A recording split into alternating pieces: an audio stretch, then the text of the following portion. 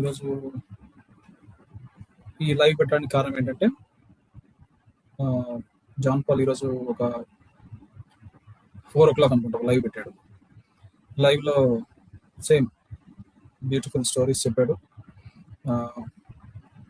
అలాగే కట్టుకథలు, అబద్ధాలు అన్నిటికంటే మొట్టమొదటి ఏం చెప్పాడంటే ఇప్పుడు దాకా జరిగినంత ట్రైలర్, ఇప్పుడు నుంచి అసలు ఒరిజినల్ ఏంటి అంటే ఏం జరిగింది అని చెప్తాను అన్నాడు.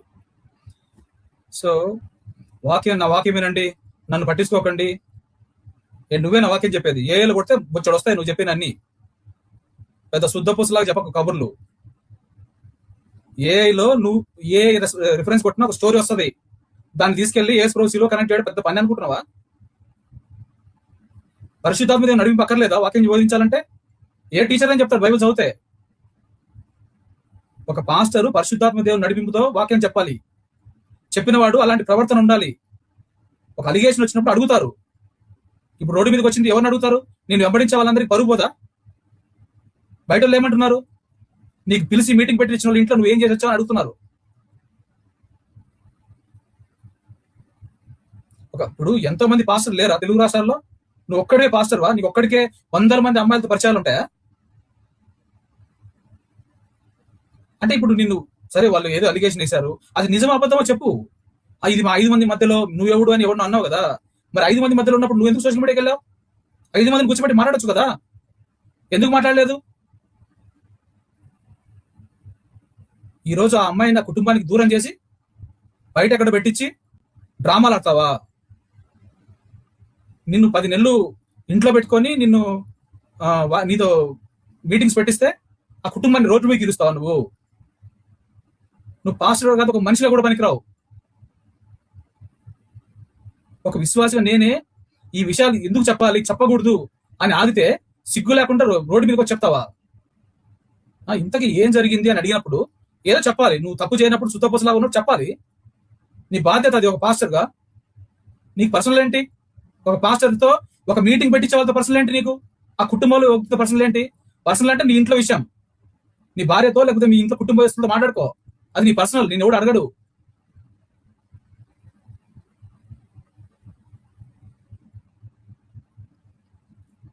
నేను ఏం చేసినా కానీ ఎవరు నమ్మరు, ఎవరు నమ్మకండి.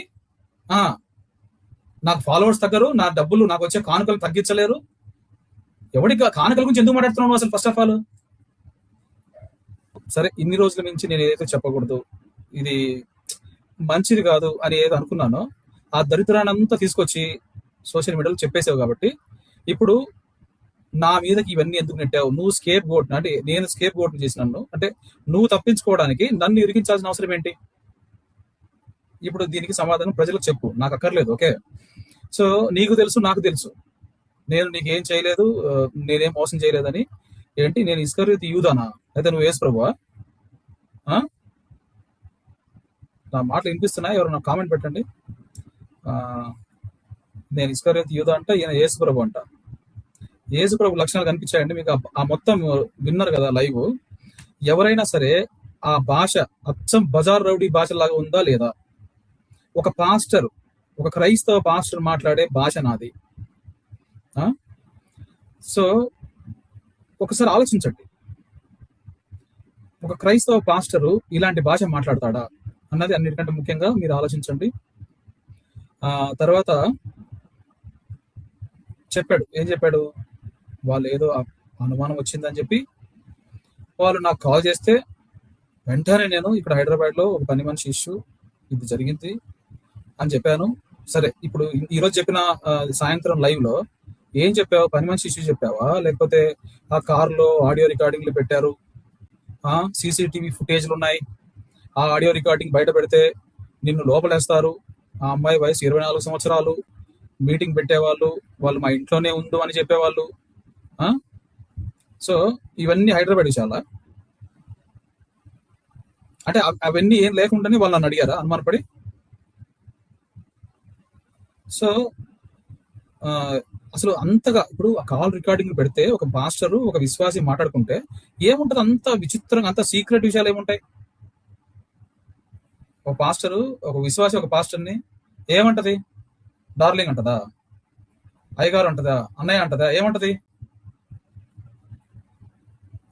ఏం మాట్లాడుకున్నారు అంత సీక్రెట్లు? బయట పెడితే ఆ అమ్మాయి కేసు పెట్టేంత, అవి మీ పర్సనల్స్, కార్లో ఒక రికార్డింగ్ పెట్టకూడదు అని అన్నావు కదా. నువ్వు నేను పర్సనల్ గా మాట్లాడుకున్న విషయాలన్నిటిని తీసుకొచ్చి సోషల్ మీడియాలో పెట్టావు కదా. ఈ పర్సనల్స్ కాదా? అంటే నువ్వు ఒక అమ్మాయితో కారులో మాట్లాడిందే పర్సనల్ అయితే, నువ్వు నేను గత 2 సంవత్సరాలుగా కలిసి ఉన్నప్పుడు మనం మాట్లాడుకున్న విషయాలు పర్సనల్స్ కాదా? వాటిని ఎలా నువ్వు సోషల్ మీడియాలో పెడతావు? ఒక మనిషిగా నువ్వు అసలు మనిషిగానే పనికొస్తావా? పాస్టర్ గా పక్కన పెట్టు. నువ్వు తప్పించుకోవడానికి ఇవన్నీ నాకు వాళ్ళు చెప్తే ఏం జరిగింది అని అడిగినందుకు నువ్వు తప్పించుకోవడానికి నన్ను ఇరికించి నా మీద లేనిపోయిన అబాండాలన్నీ వేసి నువ్వు తప్పించుకొని ఎస్కేప్ అవుదాం అనుకొని ఇన్ని చేసావు. ఇన్ని రోజులు అవన్నీ నేను చెప్పలేకపోయాను. ఎందుకంటే ఒక కుటుంబం విషయం ఎందుకు చెప్పాలి నేను అని. ఈ రోజు నువ్వు చెప్పావు కాబట్టి నేను రిలాక్స్ అయ్యాను. ఇంకా నేను దాచిపెట్టడానికి ఏం లేదు, ఎందుకంటే నువ్వే చెప్పుకున్నావు. సో ఆ విషయాలు నేను అడిగినందుకు ఇప్పుడు ఒక ఫ్రెండ్ గా లేకపోతే ఒక ఆర్గనైజర్ గా, మీటింగ్ ఆర్గనైజర్ గా నీ మీద ఒక అలిగేషన్ వచ్చినప్పుడు అడిగితే తప్ప? అంటే అడిగిన వాళ్ళందరూ పక్కలేసినట్టేనా? నువ్వు ఎంతమందిని అడిగా వాళ్ళందరికీ నువ్వే పక్కలేసావా ఏంటి? కౌంటర్ ఛానల్లో ఎంతో మందికి ఎన్నో అలిగేషన్ చేసావు కదా, వాళ్ళందరికీ నువ్వే పక్కలేసావా? ఒక అలిగేషన్ వచ్చినప్పుడు నువ్వు పోయిన కాడల్లో నువ్వు బజార్ పనులు చేసావని చెప్పారు ఎవరన్నా? వచ్చిన అలిగేషన్ ఒకటి, హైదరాబాద్ అలిగేషన్ కూడా వచ్చింది. అప్పుడు కూడా నేను లేను, రాజమండ్రి విషయంలో నేను లేను. నా దగ్గరికి వచ్చినప్పుడు అడిగాను, తప్పేంటి? 3 నిమిషాలు మాట్లాడినని చెప్పే పని అమ్మాయితో 3 నిమిషాలు మాట్లాడి ఆ అమ్మాయి పేరేంటి, ఆ అమ్మాయికి ఎంతమంది పిల్లలు, ఆ అమ్మాయి ఏం చేస్తుంది, ఆ అమ్మాయి కూతుర్లు ఉన్నారు, వాళ్ళకి జాలి కలిగి నీకు 1000 రూపాయలు డబ్బులు ఇచ్చి బయటకు వచ్చావా? ఈ సొల్లు కబుర్లు చెప్తే వింటారు ఎవరన్నా? అక్కడే తప్పు జరిగిందని నేను చెప్పలేదు కూడా. అలాంటి ఒక అలిగేషన్ వచ్చింది ఆ రోజు. ఆ అమ్మాయి నెంబర్ తీసుకున్నాడు ఆ 3 నిమిషాల్లోనే. ఆ అమ్మాయికి ఏదో మెసేజ్ పెడితే ఆ అమ్మాయి వాళ్ళ హస్బెండ్ చూపించింది. వాళ్ళ హస్బెండ్ ఎవరు నువ్వు అని ఫోన్ చేసినప్పుడు ఏదో చెప్పారు. నెంబర్ ఎవరు ఇచ్చారంటే అబద్ధం చెప్పాడు. ఇవన్నీ జరిగినాయి ఆ రోజు. నేను చెప్పలేదు ఇవన్నీ నువ్వే బయట పెట్టుకున్నావు. ఎందుకు ఇవన్నీ అనవసరం కదా, పబ్లిక్ కి పర్సనల్ విషయాలు కదా. ఎందుకు చెప్పావు బయటికి? మేము కేసు వేయలేమా నీ మీద? ఏం బెదిరిస్తున్నావు నువ్వు అందరినీ? పెద్ద తోపు అనుకుంటున్నావు నువ్వేమన్నా? డబ్బు గురించి అసలు ఎందుకు డిస్కస్ చేస్తున్నావు? నువ్వే కదా పెద్ద దాంట్లో చెప్తావు డబ్బు గురించి మాట్లాడకూడదని. ప్రతిసారి కానుకల గురించి ఎందుకు మాట్లాడుతున్నావు? ఆ కార్లో రికార్డింగ్స్ బయట పెడితే కేసు పడుతుందంట. మాకు తెలుసు, మరి నీకు ఒక్కడికే తెలుసు. ఒక చిన్న అమ్మాయిని ట్రాప్ చేసి ఆ అమ్మాయిని నీ వశంలో పెట్టుకొని డ్రామాలు ఆడతావా? 35 సంవత్సరాలు నీకు, 23 సంవత్సరాల అమ్మాయితో ఏంటి పని? ఏంటంత సీక్రెట్లు? ఎక్కడున్నావు బే, రాబే అని అంటదా నిన్ను? అంత సీక్రెట్స్ ఉంటాయా ఒక విశ్వాసికి, ఒక పాస్టర్కి మధ్యలో?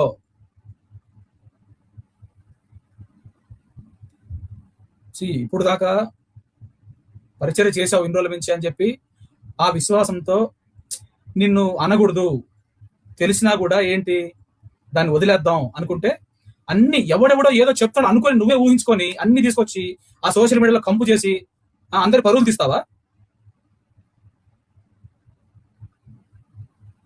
బుద్ధి ఉందా కొంచెమన్నా నీకు? మళ్ళీ నీకు తోగ్గాళ్ళు ఏదైనా కామెంట్ పెడితే అసలు ఏం జరిగింది అని కామెంట్ పెడితే డిలీట్ చేయడం. అంత చేతగానప్పుడు ఎందుకు వచ్చావు సోషల్ మీడియాలోకి నువ్వు? జవాబు చెప్పు. ఇన్ని రోజుల నుంచి మాట్లాడుకుందాం రా అని పెడుతుండేవాడు కదా, ఇప్పుడు ఎందుకు లైవ్ లింక్ చేయట్లేదు? పెట్టు, మాట్లాడుకుందాం రా అని పెట్టు, వస్తారు జనాలు, అడుగుతారు, చెప్పు సమాధానం. సొల్లు కబుర్లని చెప్పా కదా ఇన్ని రోజుల నుంచి.